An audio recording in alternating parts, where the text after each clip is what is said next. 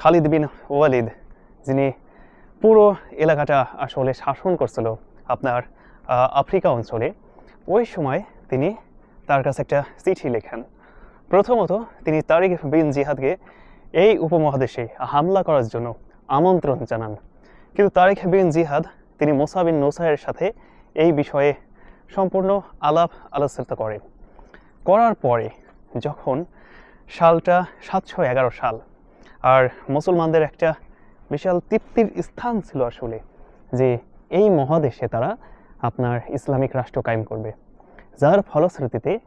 তিনি এই সুযোগটাকে লুফে নেন এবং কাউন্ট জুলিয়ান এই যে একটা প্রস্তাব দেয়, এই প্রস্তাবটা দেখে তিনি লুফে নেন। সেক্ষেত্রে কাউন্ট জুলিয়ান যে তার সাথে বিশ্বাসঘাতকতা করছে না তার কি প্রমাণ? এই জন্য আপনার মুসা বিন নুসাইর এবং তারিক বিন জিহাদ তাদের পক্ষ থেকে একজন দূতকে এই মহাদেশে পাঠায়, বা আপনার এই স্পেনের আন্দালুসিয়াতে পাঠানোর পরে তিনি পর্যালোচনা করে দেখেন যে না, আসলে এই জায়গার অবস্থা খুবই ভয়াবহ একটা